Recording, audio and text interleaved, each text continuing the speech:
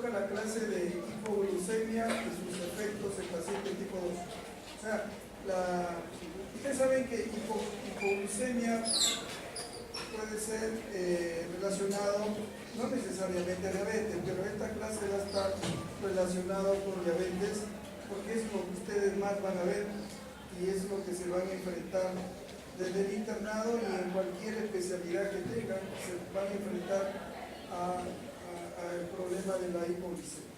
Fíjense, cuando se lanza un medicamento nuevo y hay un simposio, al cual hemos asistido muchísimas veces en el extranjero a estos simposios, les aseguro que el simposio empieza a las 9 de la mañana y termina a las 4 de la tarde con almuerzo incluido, pero más del 60% de descripción de la droga tiene relación con si presenta o no hipoglucemia. Y el otro aspecto es si esa droga produce aumento de peso o baja de peso.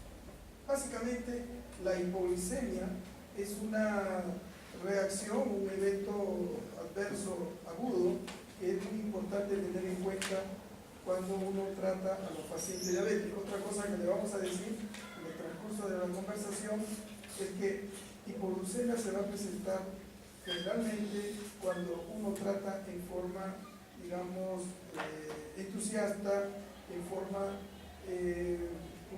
cuando uno da un buen tratamiento al paciente diabético, pues vamos a encontrarlo con hipoglucemia. Es inevitable, es prácticamente un evento adverso agudo que se va a presentar en la mayoría de nuestros pacientes cuando estamos dando un tratamiento que generalmente es efectivo. ¿Cuáles son los objetivos de esta conversación?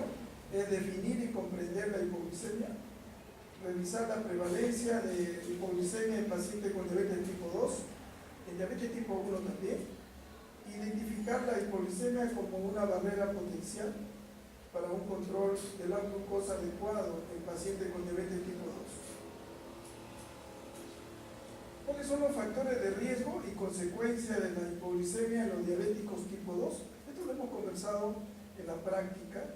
Los factores de riesgo, el uso del secretagogo de insulina, que estos son las sulfonilureas, que todavía tienen vigencia en su uso, y el tratamiento obvio con insulina. Los pacientes, cuando otro factor de riesgo es cuando los pacientes omiten comidas o se alimentan en forma irregular. Otro factor de riesgo es los pacientes viejos, la edad avanzada. La duración de la diabetes es otro factor. Mientras más años de diabetes tiene el paciente, el riesgo de hipoglucemia es mayor. Y sobre todo, diabetes es una enfermedad donde nosotros le damos la chance de saber sobre la enfermedad al paciente. Entonces el paciente debe tener conocimientos sobre hipoglucemia y actuar en forma inmediata. Las consecuencias, como vamos a ver, es el control glucémico malo, un control malo del paciente cuando hay hipoglucemia, y hay otros efectos que vamos a conversar sobre la salud del paciente. ¿Cuál es la definición de hipoglucemia según la Asociación Americana de Diabetes? La hipoglucemia se caracteriza por los síntomas neuroglucopénicos y o neurogénicos, bajo nivel de glucosa en el plasma, que tienen que confirmar que el paciente tiene un nivel de glucosa por debajo de 70, y alivio de los síntomas después de la administración de carbohidratos simples. Estos tres puntos se conocen como la triada de Whipple. El paciente debe tener síntomas, debe confirmar los niveles bajos de glucosa, y el paciente debe sentir alivio después de que ustedes le han administrado glucosa o carbohidratos simples. La hipoglucemia está presente en todos los episodios de una concentración anormal baja de glucosa en el plasma, exponiendo a la persona a daño potencial.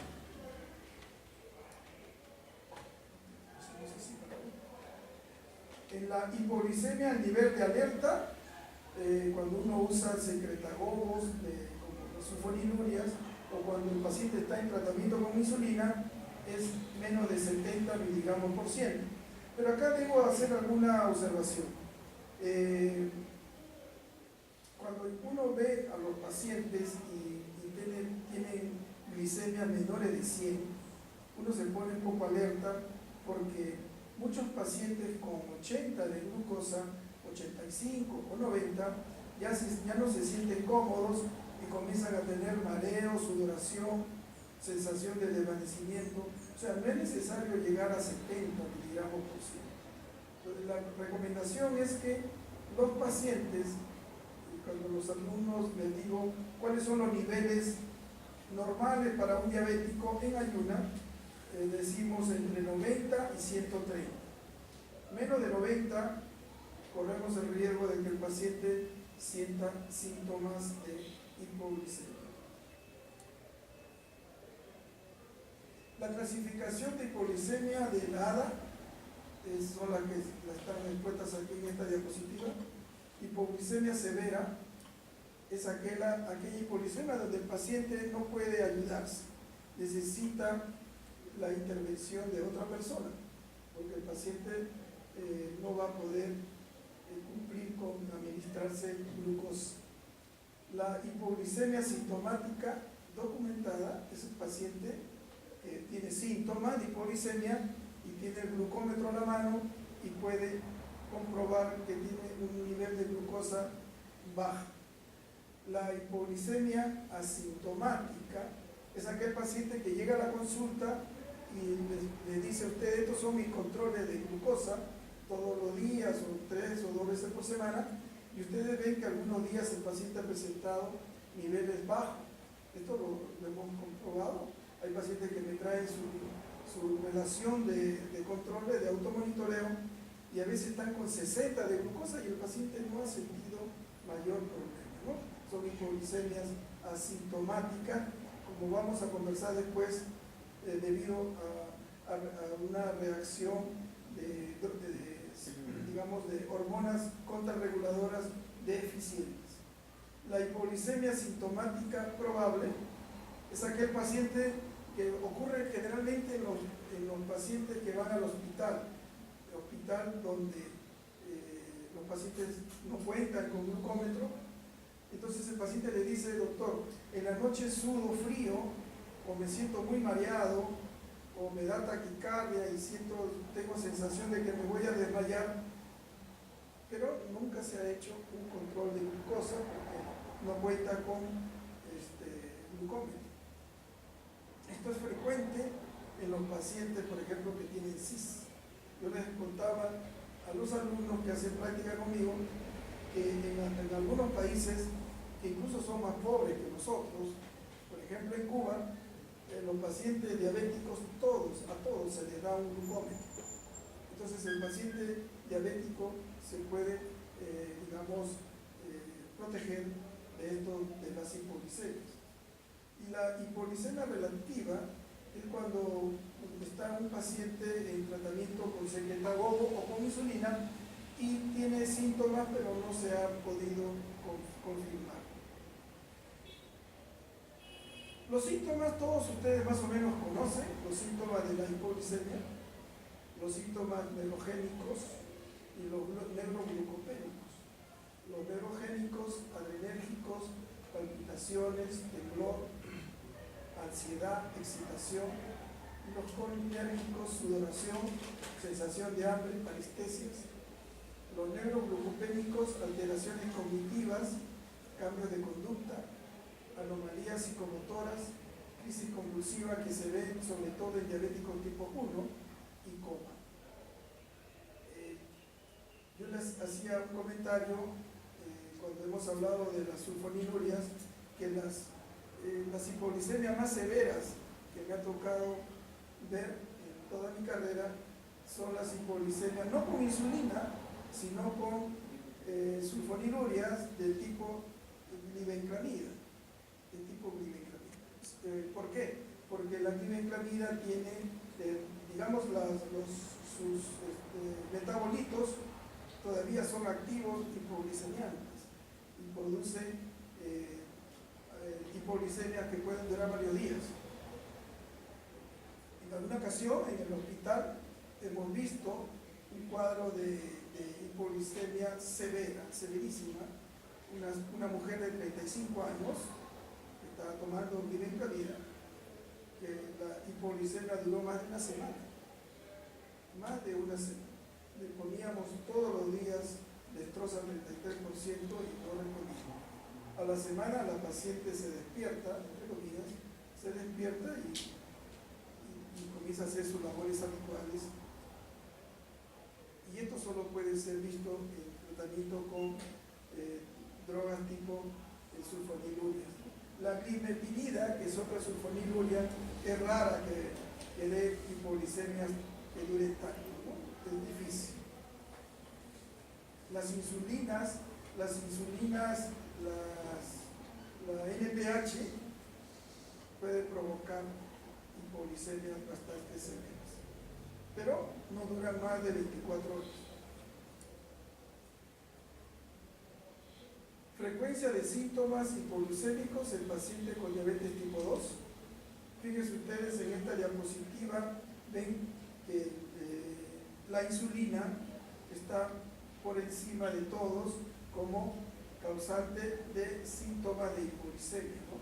Entonces, cuando ustedes dan insulina, deben empezar con dosis bajas y titular en forma, digamos, de 2 en 2 unidades, aumentando cada 4 o cada 3 días. No se entusiasme con dar, digamos, dosis altas de insulina desde un inicio, porque pueden correr riesgos de presentar hipoglicemia. Ustedes ven en esta diapositiva que la insulina está por encima de los agentes orales. Los agentes orales, repito, de los que usamos actualmente, solo las sulfonilurias. Los otros agentes, metformina, los inhibidores de DPP4 o los inhibidores de SGLT2 no producen hipoglicemia. Y si la producen, es muy raro y no son hipoglicemias tan severas. La frecuencia de hipoglicemia en diabetes tipo 1 y tipo 2 está relacionada con la duración de la enfermedad. No sé si voy a dar otro clic. Fíjense ustedes, en los pacientes, en la parte derecha, los pacientes que tienen más de 15 años son los que van a tener mayor frecuencia de hipoglicemia, sobre todo si están en tratamiento con insulina. Y generalmente, ustedes ven que los pacientes que tienen 15 o 20 años de duración de enfermedad ya no están respondiendo a las pastillas y nos vemos obligados a darle insulina. Por lo tanto, acá hay una sinergia entre la duración de la enfermedad y el tratamiento con insulina o con una sulfoniluria. Por eso, y si agregamos a esto que sea un paciente mayor de 70 años, todo está arreglado como para que presente hipoglicemia. Entonces, queda claro que a mayor tiempo de enfermedad, el riesgo de hipoglicemia es mayor. Esto para ustedes, cuando estén haciendo una historia clínica, cuando estén en el internado, estén haciendo una historia clínica, saben que el paciente diabético pregunte cuántos años de diabetes tiene para dejar la indicación y estar atentos para evitar el desarrollo de esta complicación. Esta es una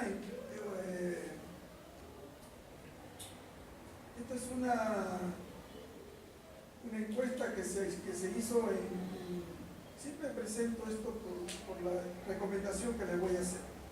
En un servicio de emergencia, ¿no? 25 millones de visitas al departamento de urgencia en esos años por diagnóstico de hipoglicemia. El 25% de estos pacientes fue hospitalizado y el 32% de los pacientes, el diagnóstico de hipoglicemia fue el diagnóstico primario. Y el 44%, miren, casi el 50% de los pacientes, la mitad de estos pacientes eran adultos mayores de 65 años. Acá tengo que hacer algún comentario. Fíjense en esa proporción, solo el 25% se hospitalizó. Nosotros, la recomendación que le hacemos a ustedes cuando estén en emergencia es que deberían hospitalizar al 100% de los pacientes.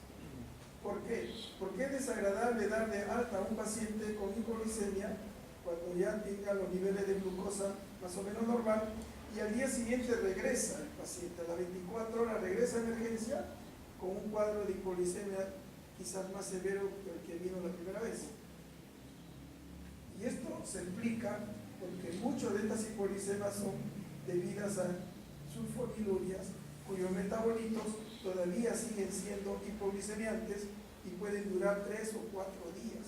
Entonces mejor hospitalícenlo al paciente, denle las recomendaciones y edúquenlo sobre lo que es hipoglicemia. De esta manera van a tener menos posibilidades de recaída del paciente.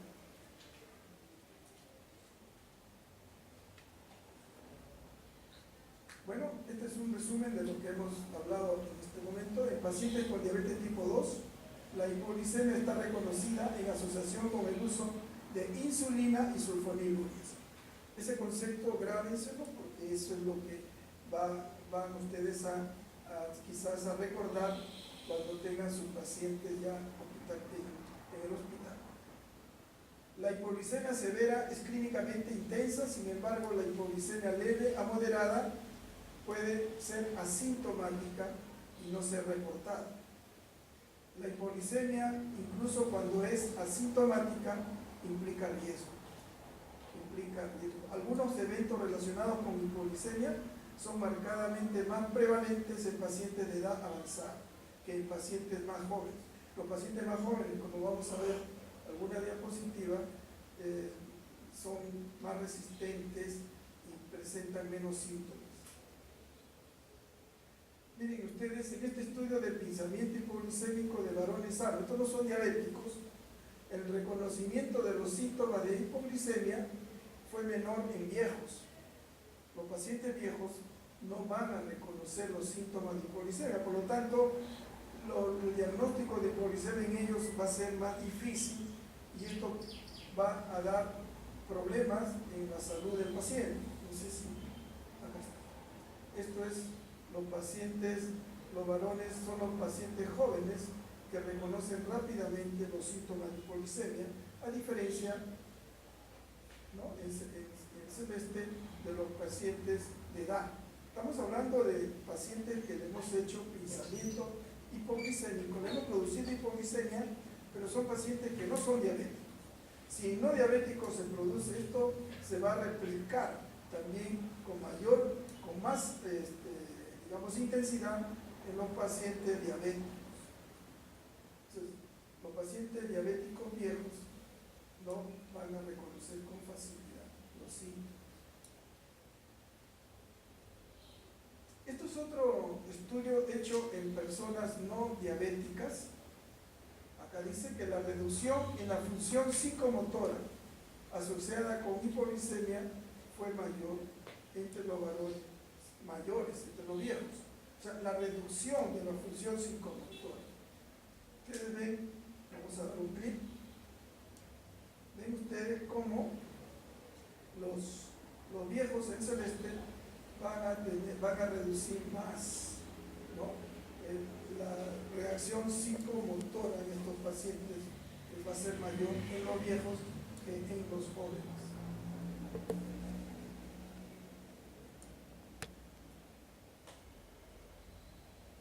La hipoglicemia previa mitiga la respuesta contrarreguladora a una hipoglicemia comparable subsecuente en adultos sin diabetes. Este es un estudio hecho en personas sanas.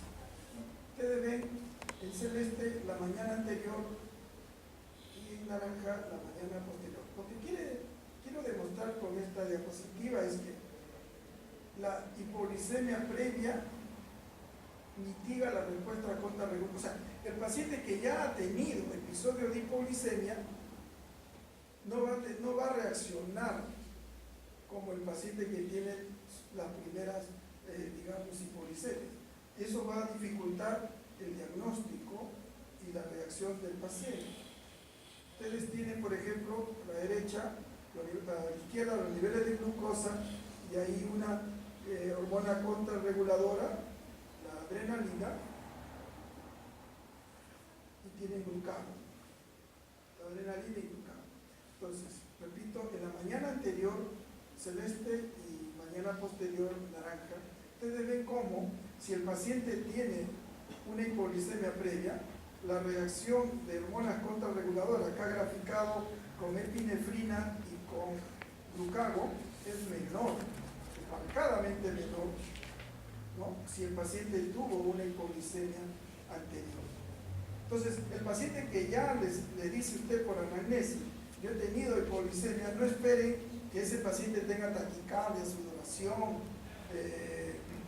que tenga alteraciones cognitivas, etcétera, etcétera, lo que ustedes conocen, porque ya sus reacciones contrarreguladoras, su respuesta contrarreguladora va a ser pobre si ha tenido antecedentes de hipoglicemia.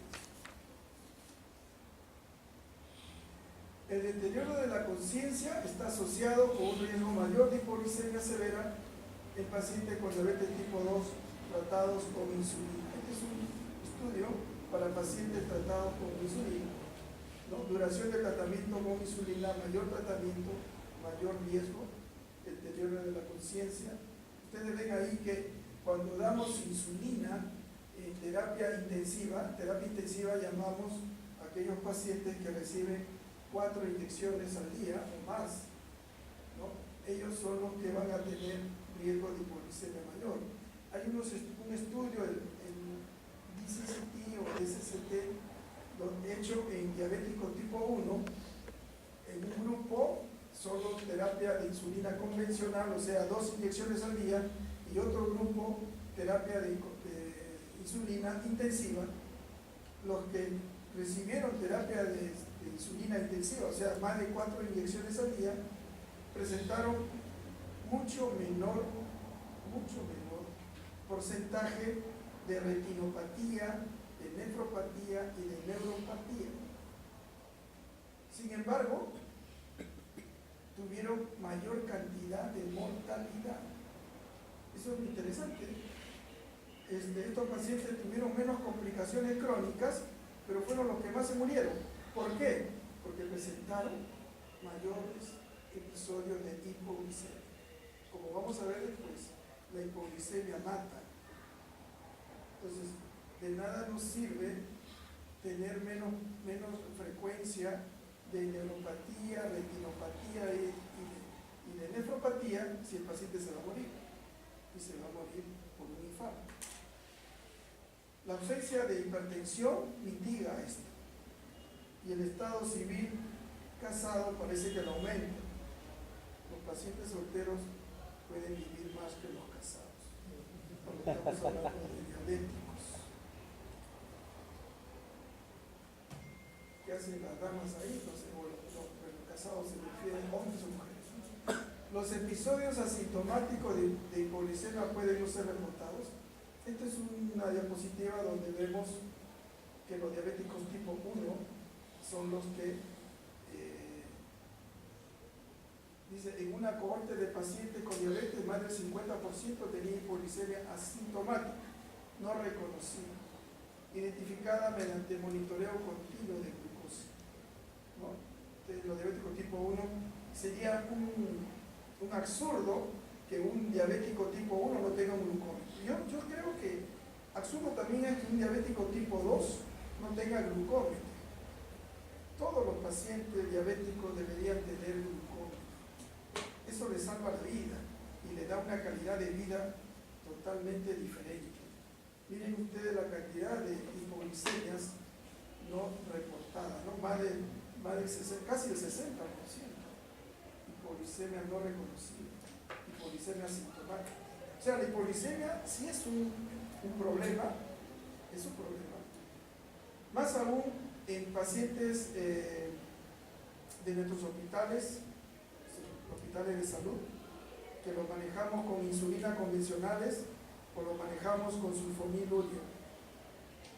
También diría yo, los pacientes del Seguro Social, a pesar de que el Seguro Social tiene mayores medios, ¿no? Tiene mayores medios económicos, igual, el tratamiento básico ahí es sulfonilurea y metformina. Y lo que es peor, y es vergonzoso, es que los seguros particulares también hacen este tipo de tratamiento. Entonces, los pacientes que están en seguros particulares, que pertenecen a RIMA, MAFRE, Pacífico, etcétera, estos seguros tienen lo que llamamos el programa Paciente Mes.